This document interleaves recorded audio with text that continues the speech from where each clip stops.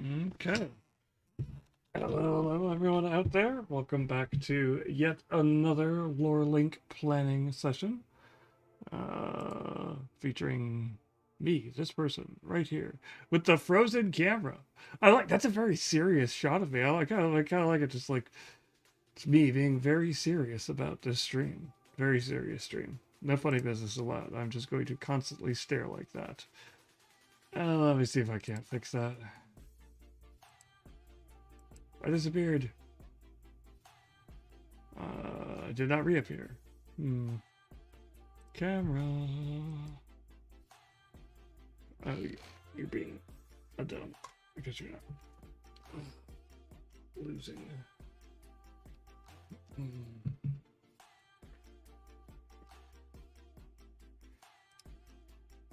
Video capture device. Deactivate.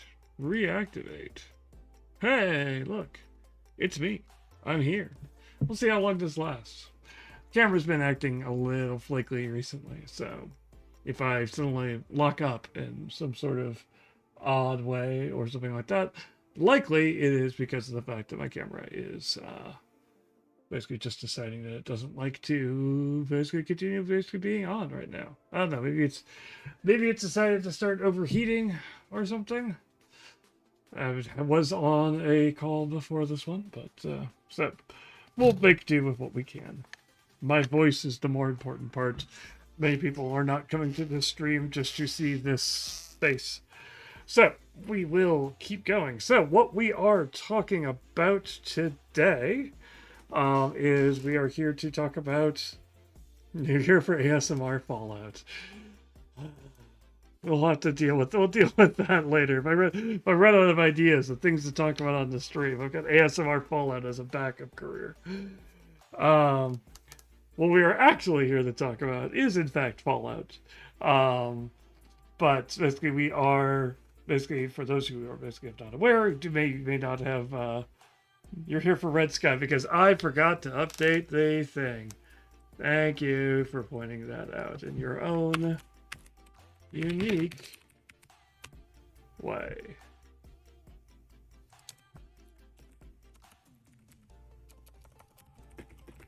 Right, back to the Fallout Quickstart Campaign.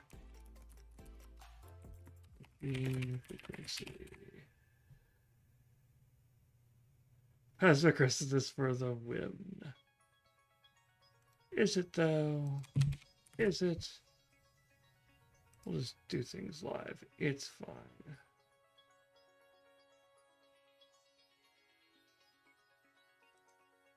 Technically, this one doesn't have a game master, so I'll have to get rid of that.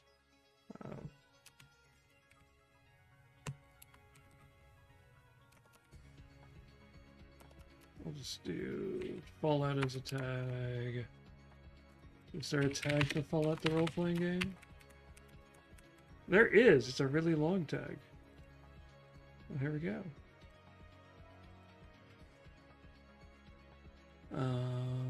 And we'll click done. And look, there we go. And our system of the day is no longer Red Sky.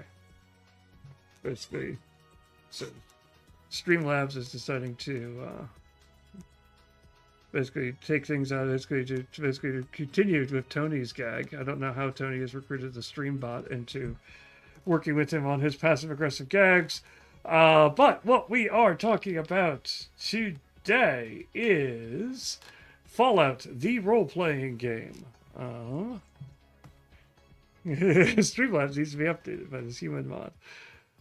It was just the time. Basically, I wasn't criticizing. It was just the timing of it was just like, really, Streamlabs. Now you want to point this out? Cool. Thanks. Basically, for those who are not aware, the Fallout, the role-playing game, the quick start that we are looking at here today, I am attempting to change a window that is not the window I wanted to change. Let's fix that before I break that completely. I'm trying to hover over things in OBS and move them. Fallout, the role-playing game, the quick start. There we go. More specifically, the game that we were playing in particular, all the way down here, past pages of rules, which were somehow thorough, but also somewhat incomplete. There we go. Past that child-unfriendly screen. Machine frequency. Chapter, which is the... Basically, this is included in the Quick Start Guide. The Quick Start Guide is available on Modifius's website. I believe it is also available on Drive-Thru RPG, if that is where you prefer to get your RPGs from. But what the Quick Start Guide offers you is it offers you a kind of quick look at the rules of Fallout, the RPG, giving you an introduction to Modifius's 2D20 system. And then gives you a quick little adventure. I say quick little adventure. We played for 6 hours and got through the first act. So it gives you like basically what it kind of amounts to a probably 1, maybe 2 session, or sorry, 2, maybe 3 session little adventure you can play with your players. The big thing that I had last time was the fact that not everything is in the machine frequency adventure is exactly one-for-one referenced in the Quick Start. A lot of the stuff I had to actually pull out the full book that I had as well to get full references for. And so for some of those things, the adventure itself is relatively straightforward and relatively solid. Just realize that the Quick Start may not get you all the way there, and you may find yourself going, hey, this feels like it's missing something. I'm looking for how we deal with this or this or this, and it's not going to be in the Quick Start Guide. You're going to have to purchase the full book if you really want to play it. It does also include basically a set of pre-generated characters. Basically, again, giving you that ability to just pick a bunch of characters, pull them out, basically, and play them with a group rather than having to go through figure out all of character creation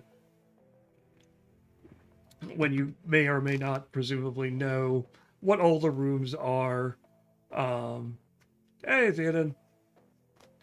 And so you're trying to figure out exactly what's going on. Basically in the adventure, what's a good stat, what's a good skill, what skills go well together, what you should have, if you're trying to play. So pre-generated characters are great for that.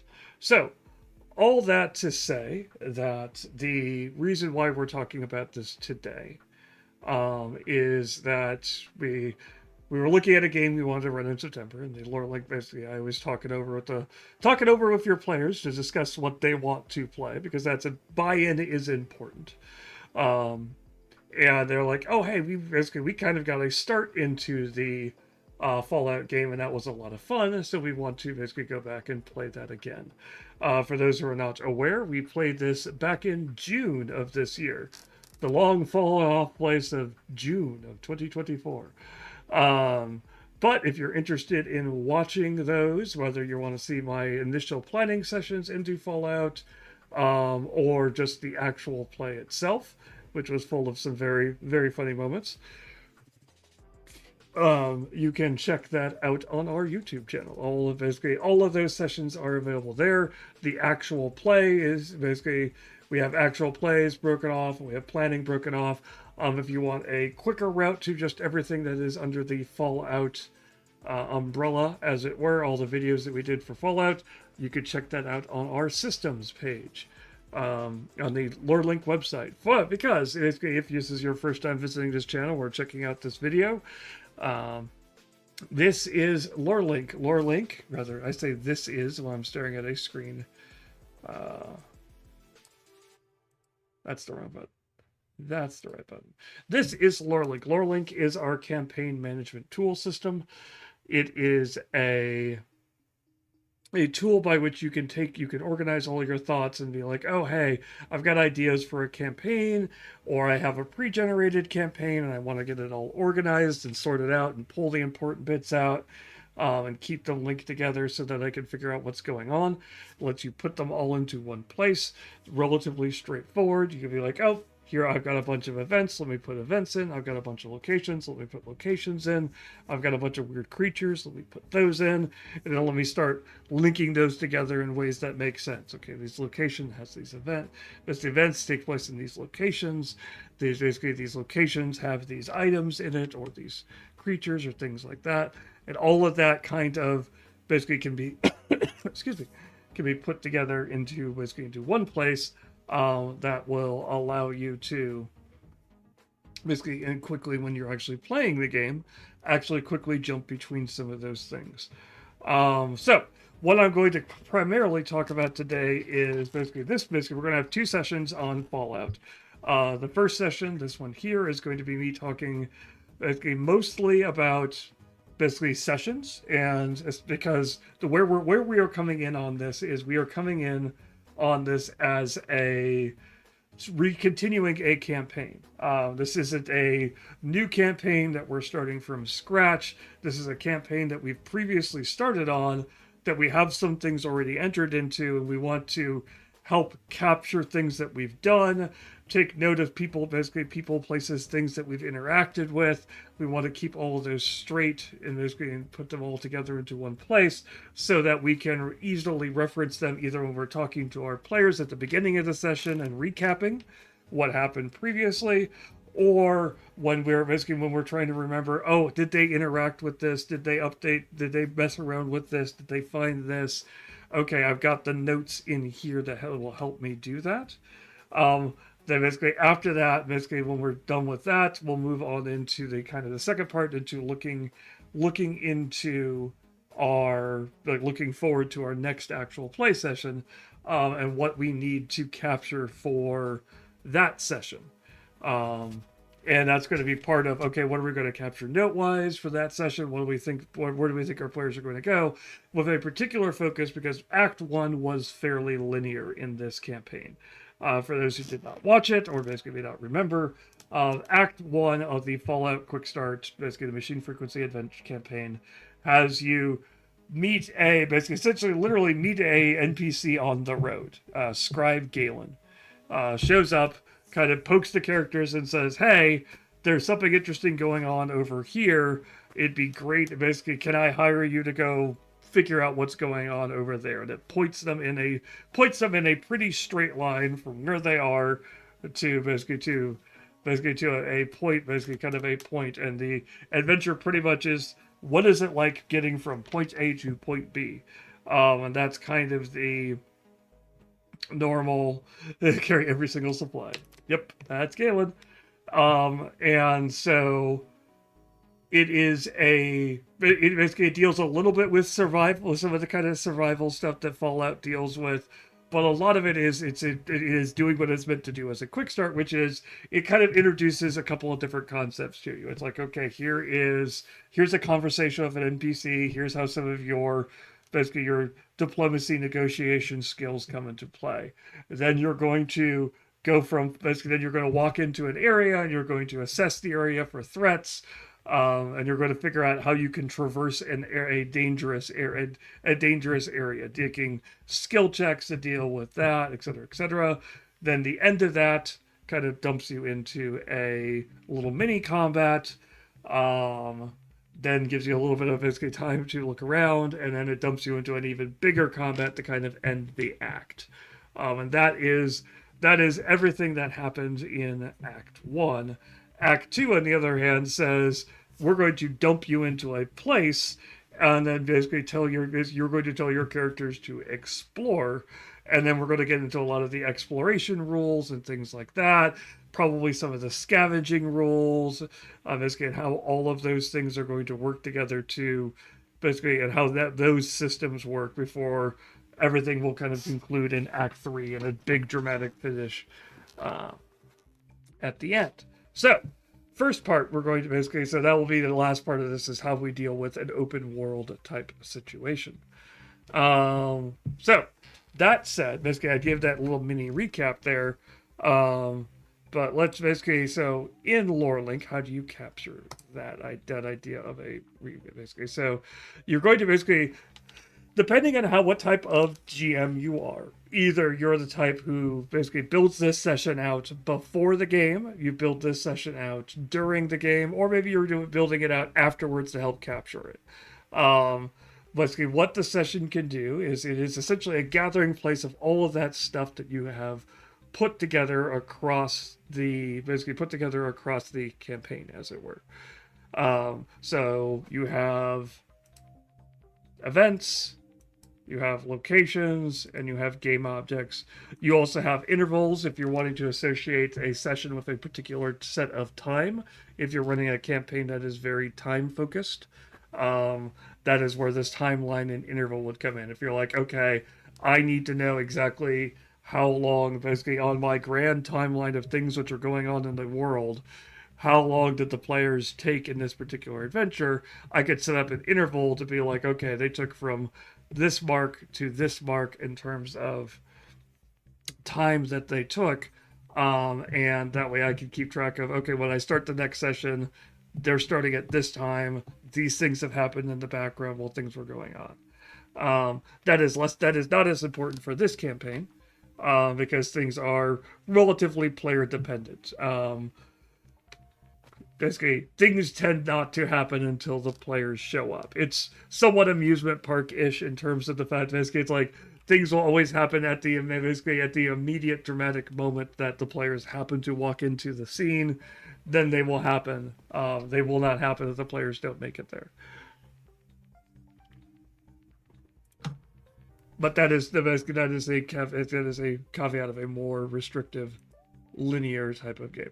So we've got our events, and so these are all the events that we knew basically that the players went through. So they met the scribe, they reached the bridge. This is, let me sort this by numerical order. There we go. They reached the bridge. After the bridge, then the crash site happened. And then there was an after thing after the crash site. Now all of these are basically just the things which are listed here are the ones which are that the players basically actually got to. If I had been planning ahead, I might have had, for example, them entering the town as an element on this list. And then I may have had that down here as an existing location as well. Let's go with, oops. Town of Bleakford, there we go. Associate that. And then I may have had that town on here as well. But I thought, oh, maybe if I had thought that maybe they got to the town, I would add it as an item in the, basically on these displays. Basically in these lists. So that I'd be like, okay, I think they might be able to get through all of these. And then going through, now I might go through and be like, okay, they completed that one, they completed that one, they completed that one, they completed that one. They got to the derelict cars, they dealt with the dusty road, and they dealt with the vertebrate crash site. So let's make sure to save that. So now I have those items marked as completed, meaning that I now know, basically coming back to this in the future, I can quickly glance at the screen and figure out exactly where the story stopped. I could tell, yep, they got to the end of Act 1, didn't reach Act 2. Cool, perfect, straightforward. Basically, I could tell they reached these locations, didn't make it into the town. And I've got associated game objects if I wanted to be like, okay, what type of things did they run into? What type of things did they pick up?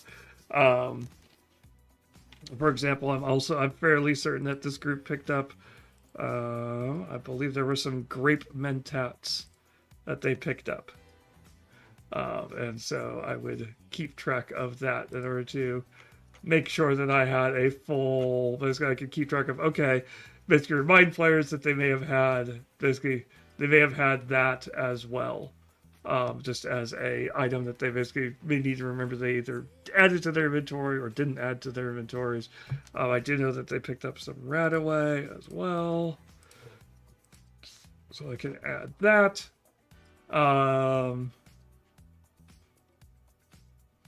So basically, I've got all these things that I can associate. Basically, I've got those listed there, so I know when I'm looking through stuff and be like, oh, hey, someone, basically, if they take radiation damage, I know the fact that I can mention to them, hey, someone in this group has Radaway.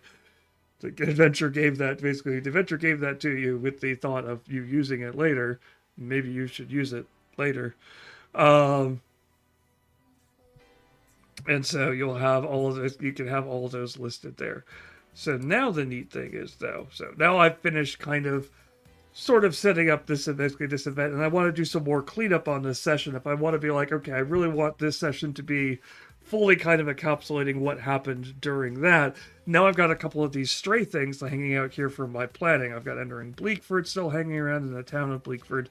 They didn't really visit those places, so I don't want to keep them around. So I want to go here. I want to select all the incomplete items. That's just that one. And now with that, I want to move it to a new session. I'm going to call it Lorelink Players. Session 2. That will be played on, for those who basically, here's the date, the 27th of September. We're currently in planning on it, and I don't really need to, basically probably...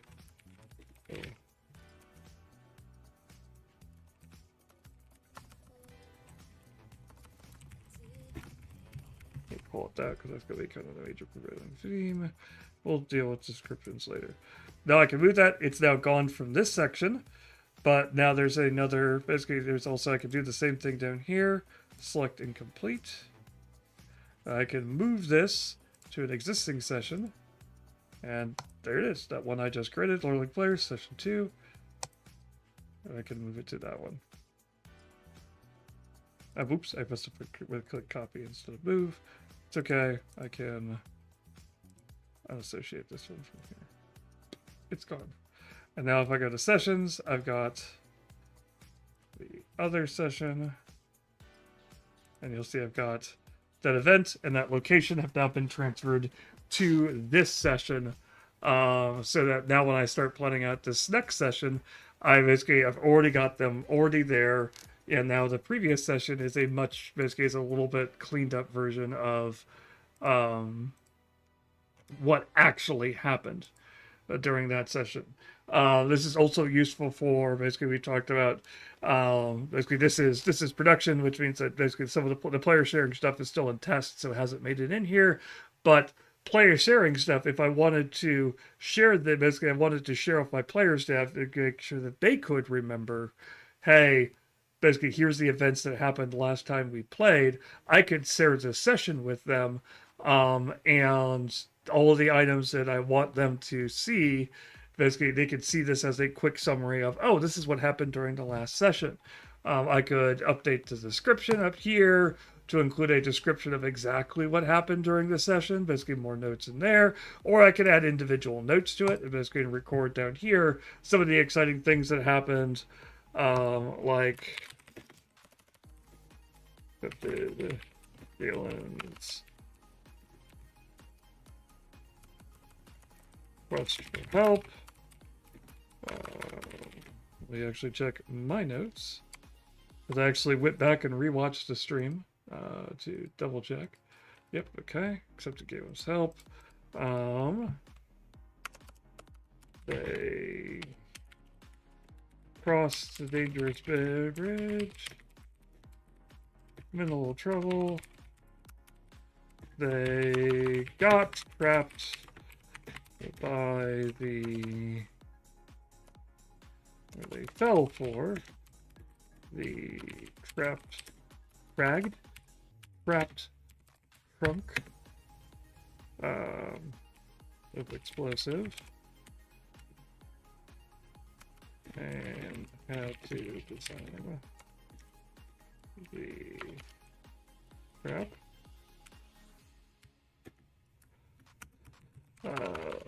They fought the rad roaches. Check.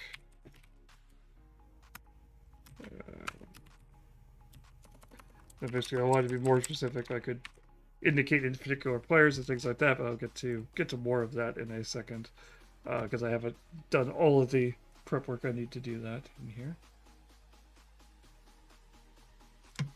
But they felt the red rugs to the shack, and then they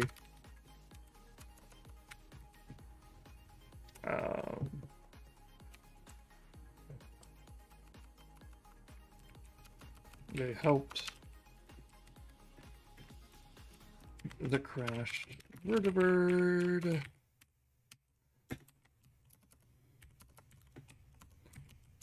Using the previously destroyed sentry bots to attack the Spectron robots and themselves. I think so.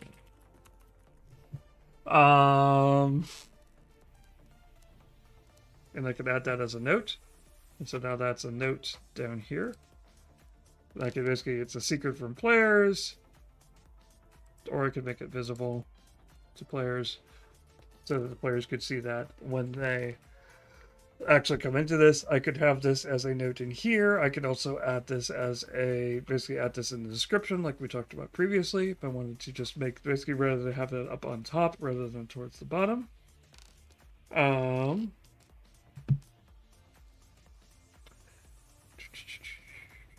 Okay, so, and again, so now basically, now this session acts as a good history lesson to the players, to the GM, of, hey, these are the things that we accomplished last time.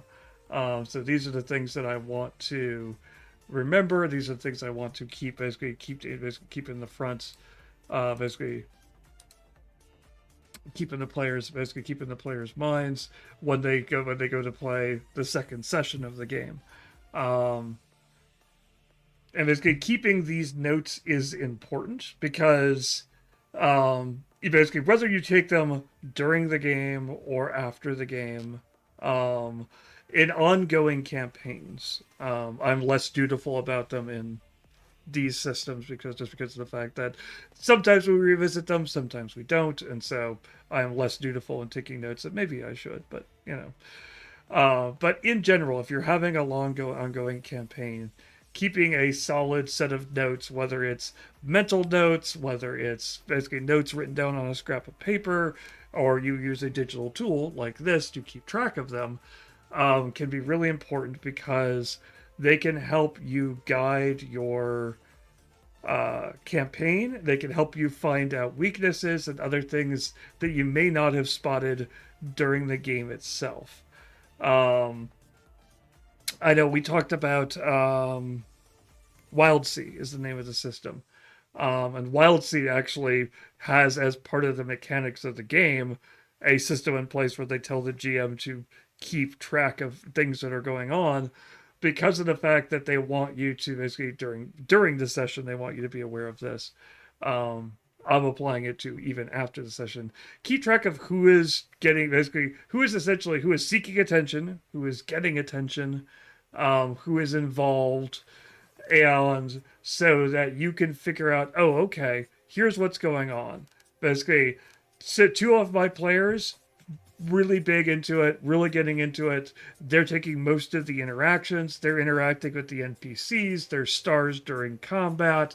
They're really getting involved. They're really interested. They are essentially they are taking over the game in some senses. 2 players are not. They're either only minimally involved, or they're majorly involved, or they're not involved at all. They're just hanging back. They're doing the bare minimum during combat to add to it. They're not engaging the NPCs. They're not engaging in the puzzles or any of the other stuff you're putting forward. And some of that may not be obvious to you while you're playing the game, because again, the people who are very vocal and very interactive, you're the people you're going to pay attention to. You're going to be like, okay, they're saying they're doing this, let's do that, they're doing this, do that. And you may not notice until you come back through your notes later that you're like, okay, a lot of these events that happened were basically, okay, I note the fact that, okay, Basically, Luna did this, Luna did that. Luna was involved in basically doing this thing with the hacking. Luna was involved in this thing with doing the disarming. Okay. Basically old Tallman was involved in was involved in a little bit of combat. Oh, okay. I'm basically they weren't as involved in the game as other players. So is that because I designed an adventure that is, yeah, Luna created chaos, very definitely. Is that because I designed an adventure which highlights the strengths of those particular players?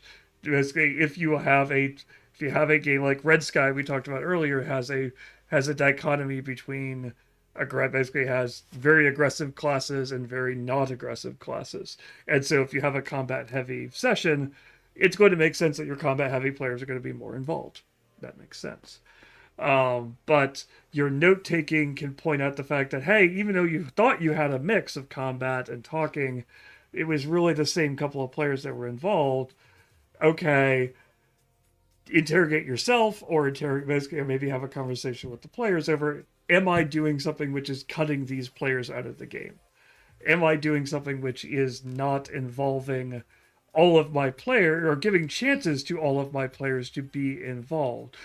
You're always going to have a situation where, hey, basically people who are more involved in the game are going to take up more of the time of the game, but you basically, if that continues from session to session to session to session, eventually those players are less likely to keep showing up. Those players are more likely to drop out of your game. Those players are more likely to express, basically, if someone else is like, hey, do we want to keep doing this? They're more likely to be like, we could do something else, because they're less involved because of the, and so you need to figure out, oh, okay, so they've created a character whose thing is this type of situation. They're really big into, they want to have a big dramatic scene where they're taking, basically, they want to be able to step forward because they have this role in the party, and I need to manipulate the campaign, pre-made or not, to give them that opportunity. They're a combat type person, but they're only really good against, basically I keep throwing undead against this group, and that's the one thing that this particular character can't do as much damage to. Okay, I need to change it up. Or flip side, let me give this character a chance to shine. Let me throw some basically kind of undead into the mix on this next thing, so that they have a chance to show off. So that they're like, oh, aha, now I'm doing something. Now I'm involved in this. Basically, I'm involved in this group and basically in this situation. Oh, that's exciting. That's interesting for me because it basically makes me feel like that, oh, hey, this is something that I've designed. Backstories and things like that are other hooks that you can pull to basically, did they create a backstory that I've been ignoring? That they basically, their character has basically a brother or something like that they want to, basically they need to. The case of this Fallout basically mini campaign, do I need to go back through and be like, okay, let me double check and basically check to see, okay, these pre-gens all have somewhat of a backstory, the reason that they're out here in the wastes. Can I mix some of those ideas into the game itself? So basically, can I give Marvin a reason to basically to shine basically his homicidal robot tendencies? Can I give the science whiz that Luna is playing a chance to show up? Basically do their thing. Okay, basically old Tallman has has been around for a while. Is there basically, can I pull in basically when I'm pulling they did their thing. Can I pull old Tallman in and make sure that they are getting, basically they've been around for a long time. They're an older super mutant. Sorry, hit my mic. Basically, they're an older super mutant. I can use that to kind of pull them into a scene and be like, hey, basically, let's point out some of the stuff that they're doing that they might have they remember. They have knowledge about these things because they've been through this area before in the past, because odds are good that they have been a lot of places. And so can I use that to pull them in? Same with basically with 20 as well. 20 and Augusta. I really should have recorded who was playing who. Gusta or Hazel. I'm trying to remember which one was playing Luna and which one was playing. This is the reason why you should take better notes. And that's why I should go into this player section here. And I should, at the very least, write Hazel and 20. Hey! Camera is frozen. Nice job, camera. That's a beautiful look. Deactivate. Pull. Plug back in. Reactivate. And it's back. It's fine. It's fine. It's cool. But basically, so 20 played Hazel. And they are... Oh, they're the Brotherhood Initiative. Right.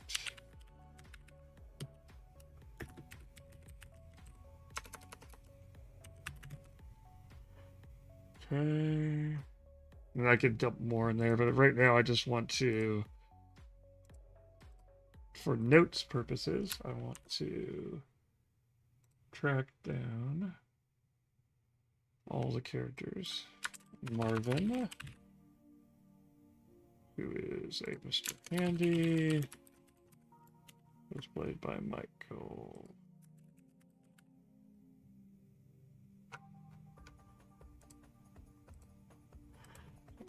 Old Tallman was played by Tony.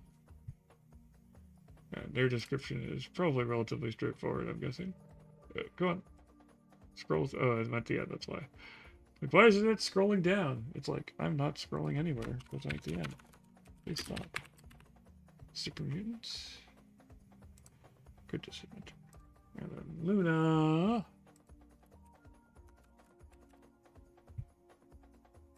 Luna was, I'm fairly certain, Augusta.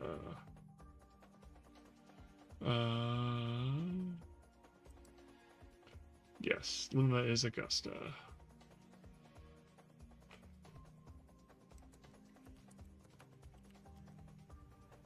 And they were a Vault Jeweler. Cool. Now I've got all that. I've got that listed in there so that basically if I make notes or something like that, I can quickly basically pull them out and basically stick them in if I want to be like, oh, hey, let me give a little bit more emphasis to basically to Tony's character or Michael's character. Let me pull those out and let me make notes as I go through here to be like, okay, let me pull some of that stuff in. Now that I have a better understanding for how they're playing their characters and things like that, what do I feel like they're going to want to do? Okay, so basically, we got basically sessions and things like that, and so I'm going to go into the session. So basically taking notes and things like that. I can add notes to those individual players now that I have them here over things that I may think that they need to do, like if I wanted to track, for example,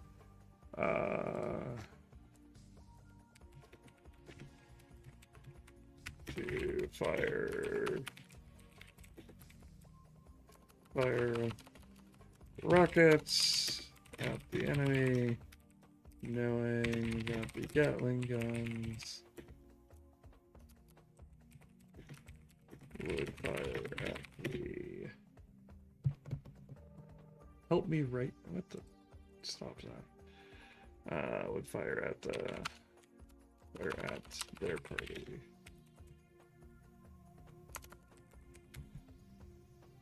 You understand how I play the character? I don't understand how I play the character. I have a better understanding of what you're going to do as with your character. I didn't say it's a perfect understanding. I didn't update notes. Let's go ahead and change that so that it is not marked as secret.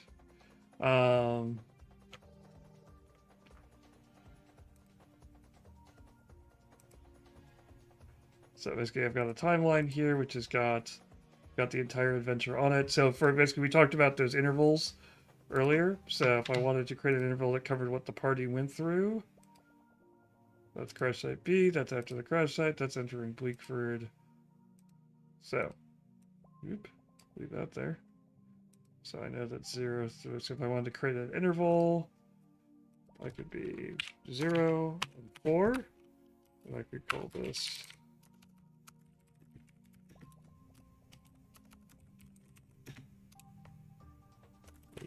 session 1. And I could associate session 1 with it. Now you can see I've got that session right there.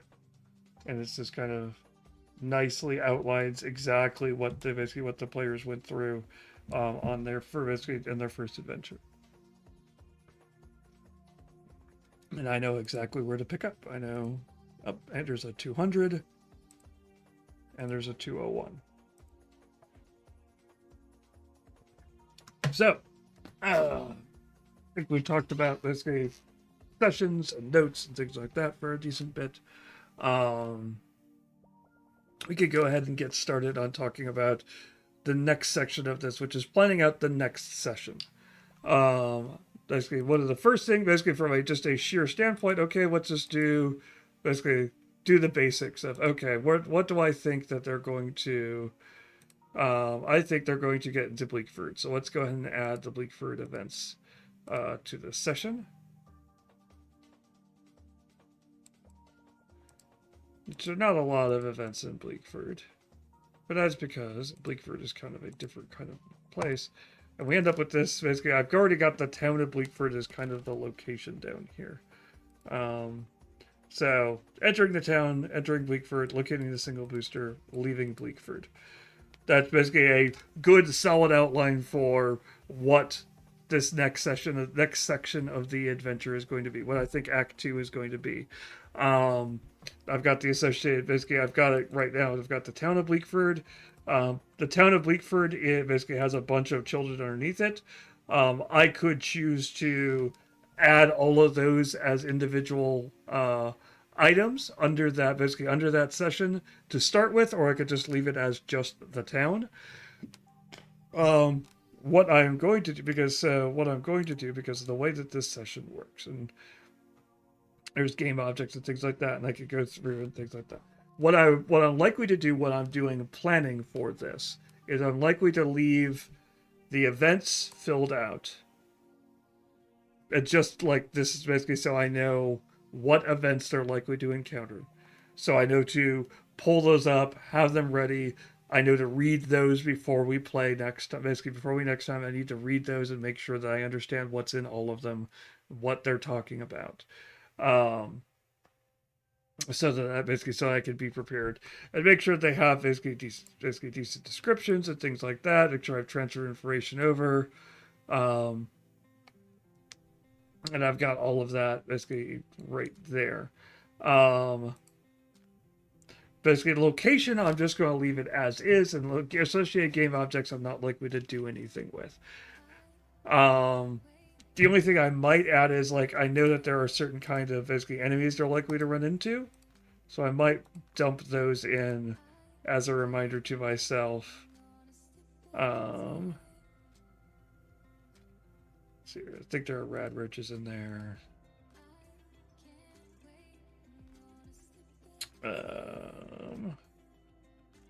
There's the Protectron, and the rest are just that. Okay. I might just leave it like this, just as a reminder of, okay, this is basically, here's the things I need to look at, here's the things I want to, basically, here's how I want to basically have this adventure set up.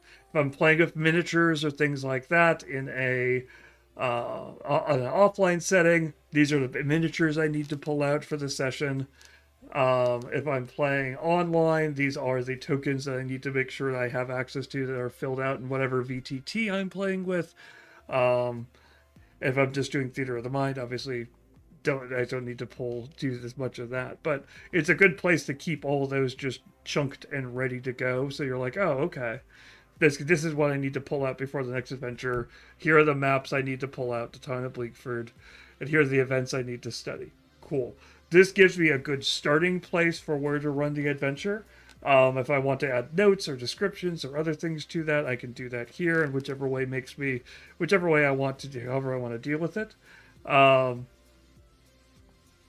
of that basically. Then when you're done with all of that, you're ready to kind of go. But basically, what I would leave the locations like this until they actually go to explore the town. And that is because basically what we're going to talk about next is that the town of Bleakford is somewhat sandboxy open world. As you can see here, there's a ton of different locations in here, and the players aren't going to be handed a particular, basically just a list of you must visit point A, point B, point C, point D. They will literally be told there is something you're looking for in this town. Go find it. And the players will then have the opportunity to be like, oh, hey, I want to go check out the apartments. I want to go check out the mobile homes. I want to go check out Slocum Joe's. I want to check out the water tower. And there are various different things, because this is a quick start adventure. All of those things have been fairly well delineated, and basically it's spelled out for you, so you have descriptions and basically and things like and monsters and things like that happen there. I would use the session, and I probably will be using the session, to capture what locations they visit, because they may not visit all of them. They may visit 2 or 3. My camera is frozen. They may visit 2 or 3 different locations over the course of the adventure, but not necessarily basically all of them. And if they come back, I want to be able to tell, hey, these are the ones that they visited. And okay, you guys have already explored these places. These places may have stuff moved in since you've left, or changes. But especially from a Fallout perspective in a post-apocalyptic type game, one of the big things that happens in post-apocalyptic games is resources are limited, and what you have to basically you can't just visit a shop on the corner necessarily to restock your supplies of water, of food, of ammunition, weapons, etc. You're having to scav, basically dig through ruined buildings to try to find things which end up being useful to you as a player. So keeping track of what has been searched, what has been found, what hasn't been found is important. Basically, it's important to keep track of. So I'm going to run this session. I'm going to move those things into this. I'm going to move these locations add these locations to that session as they go through, and they say they want to, probably with some notes over with how they interacted with that area. Hey, they went to the apartments, they kicked down the doors, they left the doors hanging wide open, they looted the place, they found the water, they found the heavy explosives, etc. Then that they didn't find the food, then they left. Okay, if they ever come back here, I know the apartments were no longer kind of a safe kind of closed environment. They're now open, so the elements of the world may have moved in.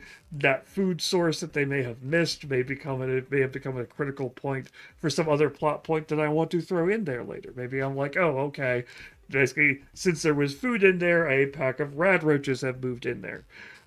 Since there is food in there, basically, since there was weapons or something like that, maybe bandits have taken up and basically have set up a camp around that area because they found good stuff there, so now they're huddled all into that area, etc.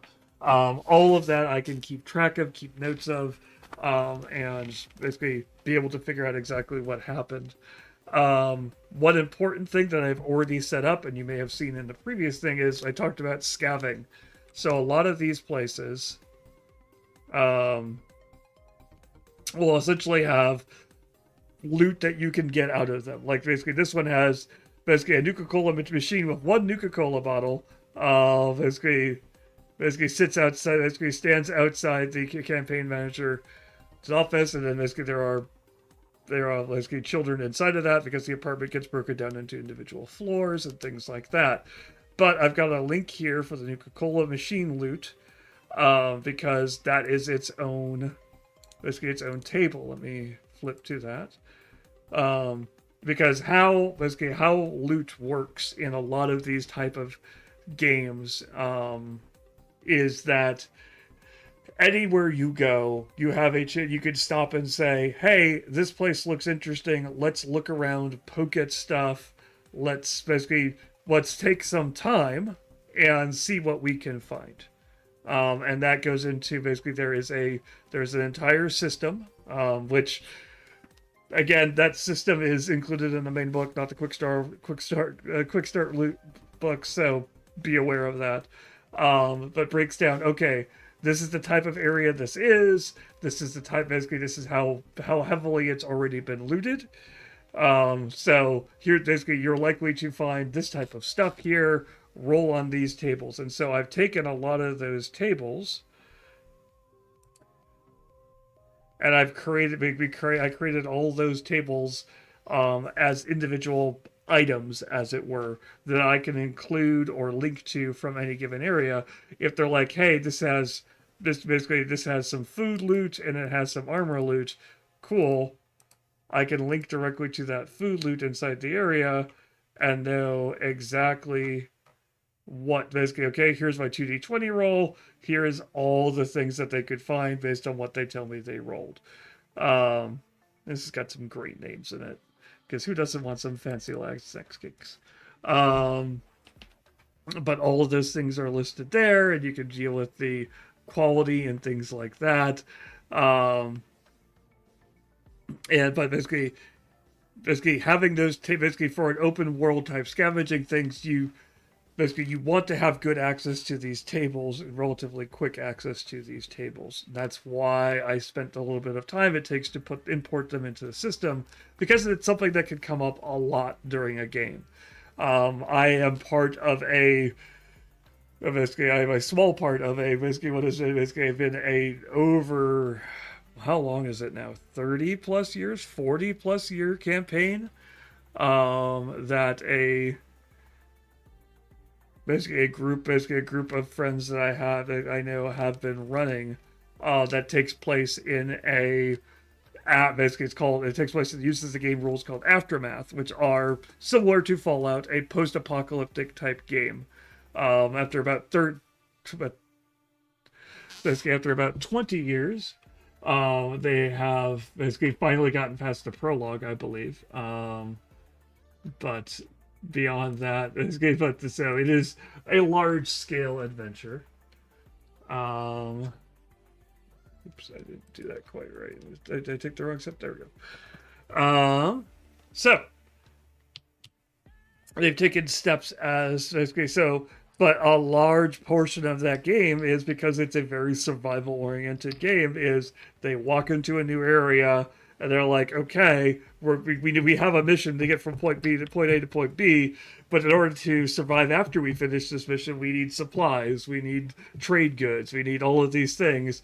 So, hey, this housing division we're in looks good. We're going to sit down, and then for a bit, basically, the game devolves a little bit into roll dice, get told what you find, keep going until someone screws up and falls down a hole and triggers a living tank to come after them, or something weird like that. It's a post-apocalyptic game. Weird stuff happens. But in any case, having basically from my experience of those games, I know that having a quick link to these kind of situations is going to save you a lot of time from flipping through a book to find where it is and then flipping back. Having it open as just another tab in your browser, like this is just one tab, and I'm right back into the adventure here. Basically, is going to keep your adventure moving and running relatively smoothly. There's always anytime you're doing rolls on tables, it's going to slow the game down, because people are going to be like, hang on, let me write that down. Let me record what that is. Can you spell that? Especially, you saw those weird names on that list. There's going to be, what is that? What does that spell? What does that look like? And as a GM, you're going to have to describe what it is, how they found it. Basically, and then interactive. Always asking about spelling, yeah. And when you've got things like, basically, let's see here, Instamatch, basically, where was that? Like moot fruit. Yeah, that one you're going to get silt bean is going to be, or make sure you get that correctly, not slit bean or silt bean or Blamco brand mac and cheese, Tarberry, things like that. It's going to be important, which is why one of the later features we are adding into LoreLink as a future advertisement for things to come will be eventually we are going to add the ability to the next step after player sharing is the ability to have a player loot section that will allow you to assign things to players individually and be like, the players have gotten this or this or this or this. So that when they're looking for their inventory, you can just quickly go, okay, you find this, let me assign that to you in LoreLink. You can take a look at it, basically, as I move on to the next player to deal with them. If you're not as a player, if you're like, I'm not familiar with what that potion of that does or what that does, this will let you just assign it to them. They can look it up on their own while you're dealing with someone else. Additionally, it will help you deal with unidentified stuff and things like that, because it will allow you to deal with stuff like, hey, I want to assign an item to them which they may not know all of the information about it that they need to know. Basically, might want to know. Like they may just know the fact that it is just a potion. It may just be a fancy cigar box. It could be a locked box, and they don't know what's inside. And so I may want to just hand them the item with it being only partially visible to you, using that partial visibility thing that we have in LoreLink.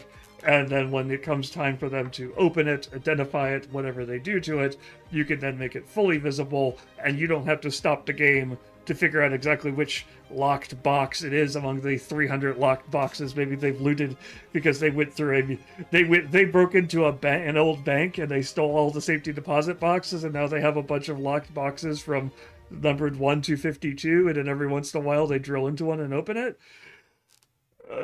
Basically, if you have decided what all 1 through 52 were in advance, you could have them set up, you could have them in there, and then you don't worry about it. You're just like, oh, you picked this one? Cool. Here it is. Basically, all the information is already right there for them in LoreLink, and you don't have to dig through your notes and try to remember exactly what lockbox 32 was, or what the brown potion was, or what was special, what was weird about that ammo box that they picked up that they couldn't quite identify at the time, that they've now just dumped into their gun and started firing. Now, basically, now you've got a quick way of identifying it, and you don't have to dig through notes. So that is a good, basically, when you're dealing with an open world location, you're going to have a lot of those things just kind of jumping out to you, like, oh, okay, let me make sure that I've got a quick way of, like, the irradiated dump is one of them. Basically, the Enterprise's PC can fix the reference out. However, it is a large area that has been untouched. Untouched difficulty 0, scale large, time 2 hours. However, pockets of radioactive rates and great dangers explored. Item listing is as follows. So now you've got all these roles and things like that. Fire gun to find ammo sounds like a bad idea. Yes, but it's one of those things that you will sometimes do when you get desperate enough and you're out of stuff. So you can see I've got all of this here. So 2 to 3 rolls on clothing loot. Cool. Got it. 1 to basically 1, 2. Food loot. Cool. Chem loot. Things like that. Again, how the Fallout systems work, what these numbers of rolls is, if you just succeed on your scavenging check, you get everything on the left side.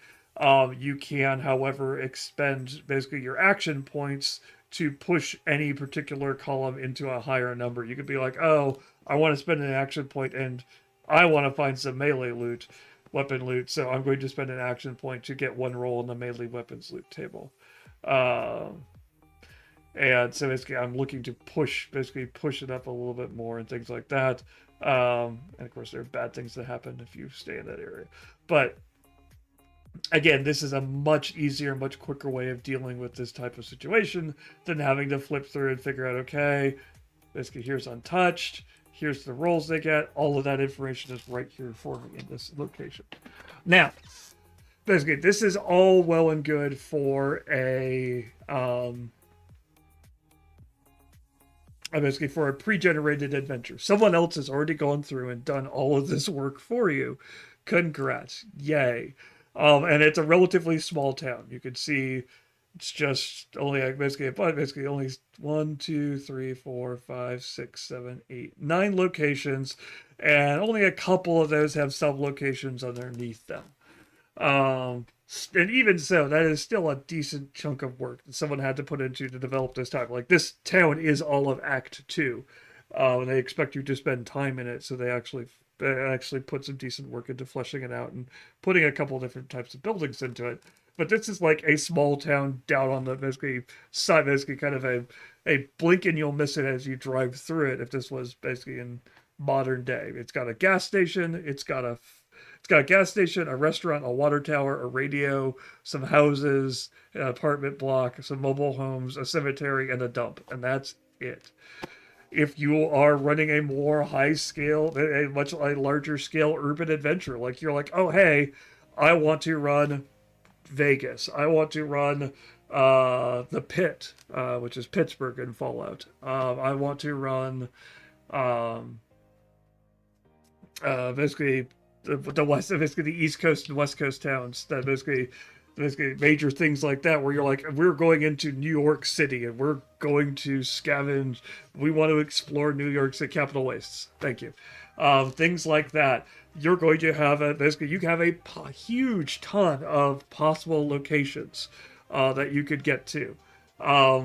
First of all, big thing I'm going to suggest is use modern maps. The great thing about having the internet at your fingertips, if you're running a post-apocalyptic campaign, not a lot of new stuff has been built, but even the new stuff that has been built is going to be built on the ruins of stuff that already exists. So use Google Maps. You basically pull out, if you need to, pull out paper maps and things like that, and atlases, and use those at the table as things your players can find. That's one of the fun things that that Aftermath game I'm talking about.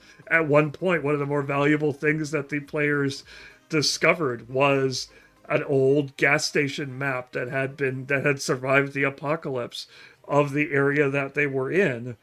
And that was basically, the GM literally handed them and said, okay, here's the map. And is this map accurate? No. Basically, time may have passed since the map was printed. Basically, things have probably changed. Basically, things obviously have changed due to the apocalypse and things like that. But now your players could be like, oh wow, we didn't realize there was a hospital that used to, this map shows a hospital over there. That is an amazing resource for any survival-based campaign. Let's go see what's going on in that hospital. And so your players are going to go towards that hospital and are going to explore that hospital. And basically, you may have a real map that you have kept track of. But that map, that physical map you have handed to them, it can be a great thing for them to generate their own adventure hooks off of. But basically, the long and the short of it is, that's a lot of locations, and you are, unless you are basically very detailed and have a ton of notes and just sat down over the course of 20, 30 years. Again, talking about this Aftermath campaign, Scott. And basically has created a bunch of cool basically locations and set pieces that he's set into all of those locations, and he knows what everything. He's looked at a map and figured out what a lot of those major things are, taking a bunch of notes for. You may not do that. You may not have time for that. You may want to run your campaign for a course of, months, not years, decades. So what I would suggest for you is, what you should take advantage of is location templates. And what you should go through is, we talked about hospital. So you could go through and you could create a hospital template.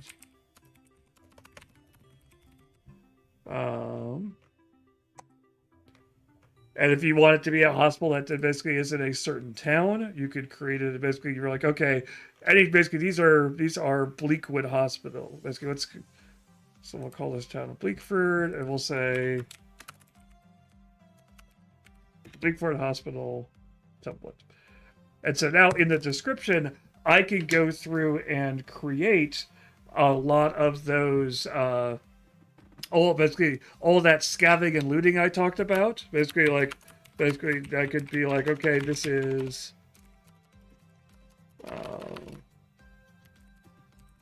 rundown hospital, no longer in use. Multiple floors.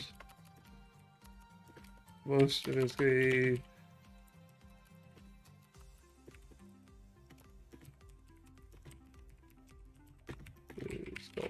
stolen. Useful items. And then I could use that, basically that, whoop. Let me actually pull their wording for it. Okay, come on. I could say, I'll take everything.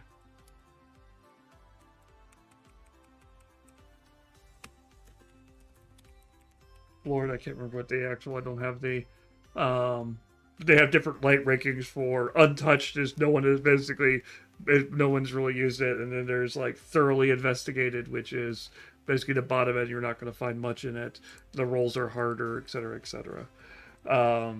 So I can put that there, and then I can put basically put a chart underneath it of basically what those are. And so now that I've saved that, cool, I've got this Bleakford Hospital template. So my players go, okay, we're going this way, we're going this way, we're going to duck into this hospital.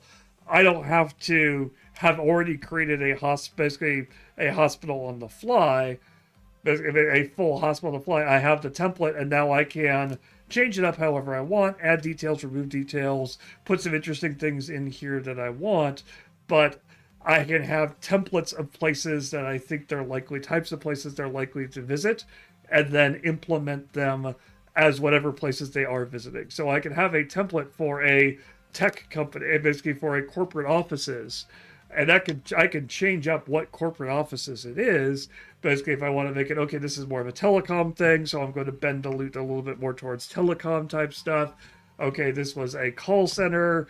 Okay, let's bend the loot a little bit more towards that.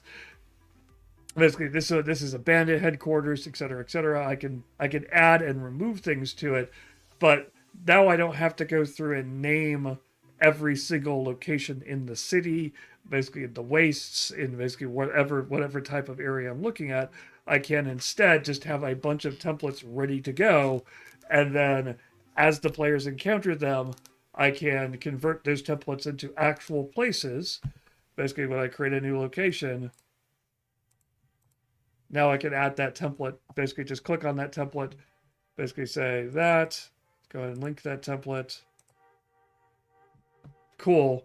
Now all of that, basically now I've got that information already in here. I can break it up, I can change it, so I can say this is, basically I can give it a proper name.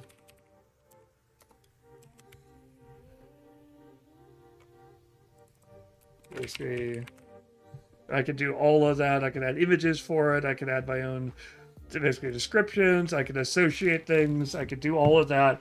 All basically, but a lot of that work of what type of loot do I want to include in a medical building? Oh gosh, hang on. Let me look that up and let me figure that out. Same with neighborhoods and houses and things like that.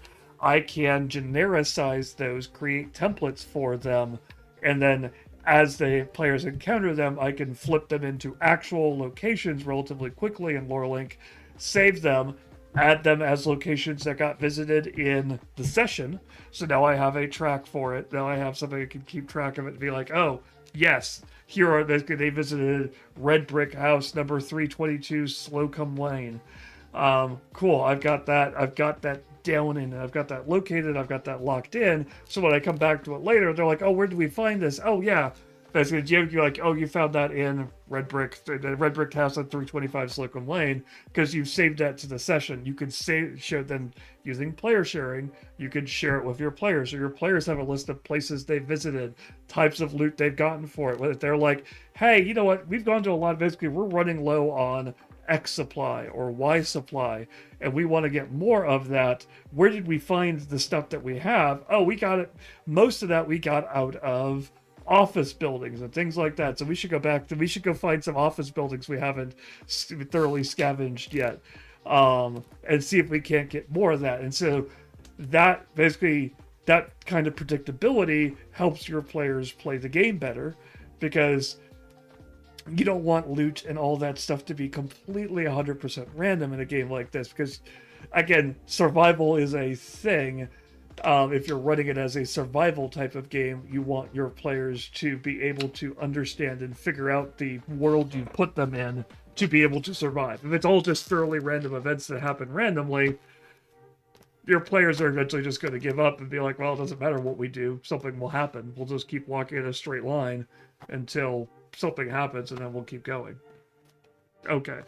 Let them make plans, let them be able to figure out stuff, let them be able to make notes, track things down, let them build up this world that they've started to, that you've put them in, and make it into a living place alongside of you. They don't have to know the fact that the office buildings you created are all based on the same template, because you give them different names. Basically, there's still room for creativity in here.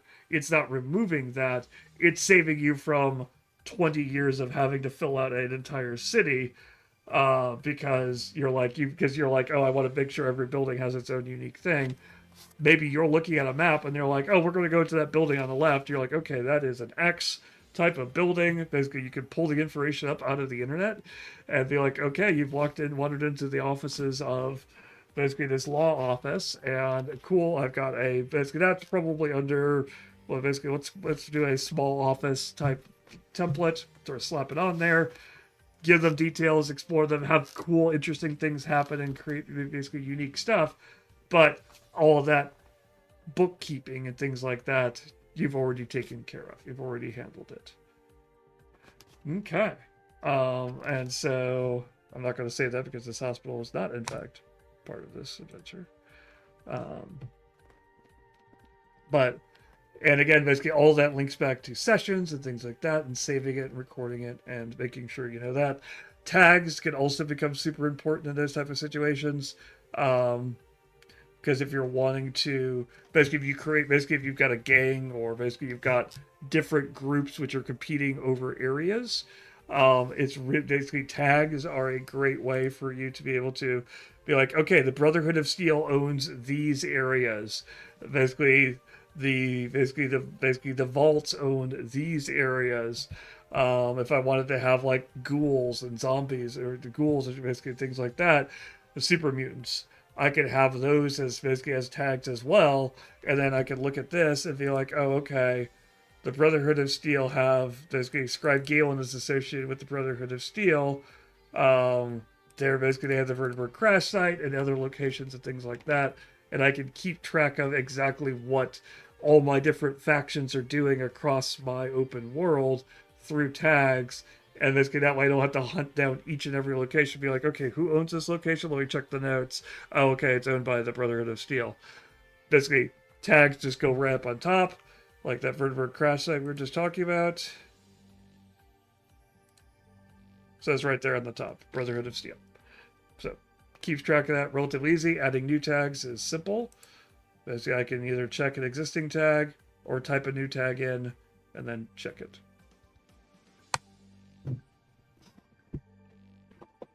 All right. It is approaching 6. Basically, hey, Bobicus, thanks for stopping by.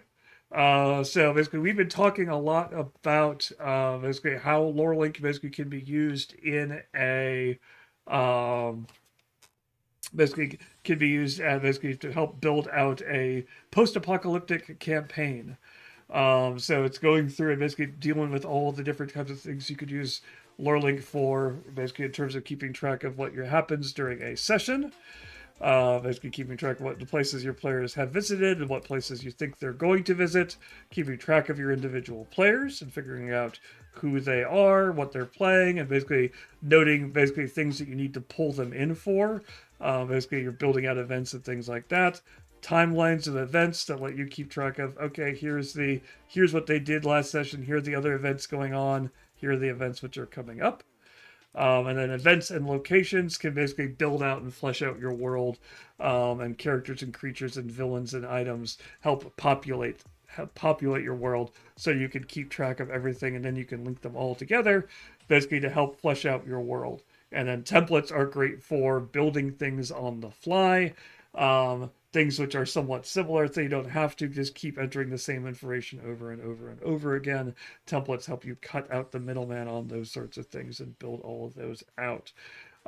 So that is basically, so that's how that's how I would use Lorelink basically in a open world kind of post-apocalyptic type campaign. At least that's what we're going to talk about this week. This is all leading up basically. So next week at this exact same time, Blades of the Dark campaign. Awesome. Basically, Blades of the Dark, basically, I was just talking about tags, and tags are a great way of dealing with all of Blades of the Dark's factions and things like that. That basically are everywhere, being able to keep track of who owns what gang owns what buildings, and what basically when your players' gangs take over basically other buildings and things like that. Being able to keep track of who owns what with tags is a great way of dealing with that. So next week we'll be back with another Fallout stream, as I start to actually prep for them to go into Bleakford, and we'll see how I prepare for that. Possibly we'll see if I add player sharing stuff. There's a little bit of behind the scenes prep work that has to be done with that. So we'll see exactly how all of that works out. But then, so next Tuesday, we'll be back again with a stream about basically about continuing with Fallout and preparing the actual encounters and things like that inside of Bleakford. Then that Friday, September 27th, we will actually be doing, the Link players will actually be playing through the Act 2 of the Fallout, basically the Fallout RPG Quickstart, basically adventure machine frequency. Act 1 saw the players being basically rescuing a vertebrate and trying to figure out what's going on with some weird signals which are causing robots to act weirdly and attack Brotherhood of Steel assets. And then Act 2 sees them tracking down possibly the source of that signal, which is in a long-abandoned town known as Bleakford. So that will be next Friday, September 27th, is when that game will be occurred. So, if you are interested in speaking of blades, speaking of blades and other stuff like that, this is us talking about basically the Fallout Brotherhood of Steel game. We have used Lorelink with a number of different systems and things like that. And so, if you want to see Lorelink in action using different systems, we have a systems page on our website, which basically lists all of the different systems we've used Lorelink with. It gives a short description of what type of game it is, and then lists all of the videos and archives that we have of us using Lorelink with those systems. So if you're like, hey, I want to see how Lorelink deals with Blades in the Dark, for example, you can see the planning sessions that I ran with it, as well as the actual play session as well. That is because all of these things are archived on our YouTube channel. So if you showed up late for this and you want to see more of this, more of what's going on with this game, you can check the YouTube. Basically, this will be uploaded and available on the YouTube channel here within a 10-15 minutes of this stream ending. I'll be uploading it to the YouTube channel, or basically rather making it publicly available on the YouTube channel. And basically that's also where you can see tutorials for Lorelink and other things like that. All of that is located on our YouTube channel. And if you are interested in giving Lorelink a try, if you're like, hey, I'm curious to see if it I'm curious, I want to poke around, kick the wheel, see how it does. Basically, we have our early access version of lore link available at the world tier, which is our lowest tier, which means that basically all the things I've talked about in this video are available on that tier, at the exception of templates are not available, and map hotspots are not available, and player sharing isn't available to anybody yet, but when it goes live, it will only be available to above world tier, basically paying members. But everything else, all the notes, all the linking, the timelines, the sessions, all of that is available at the world tier for free, 2 campaigns maximum, and a limited amount of storage as well. Can't just use this as your upload place for all your images. Sorry. Google wants money and we have to pay them for it. So all of that is basically so that is available on our website. Basically, if you go to the Get Started page on our website, you can sign up for the world tier on there and get started with it today. And basically, if you're interested in what we're doing and things like that, obviously, hey, we're a Twitch channel. That means we have all the usual Twitch channel things to talk about. This is the month of September, which means the fact that if you want to basically say, hey, I really enjoy what you guys are doing here, and I want to encourage you to keep doing it, gifting, basically giving out subs, basically giving out subs, subscribing to the channel. There's a good way of saying it. Subscribing to the channel is an excellent way of saying, hey, thanks. And that money obviously gets put into the amount of the work we're doing on LoreLink itself.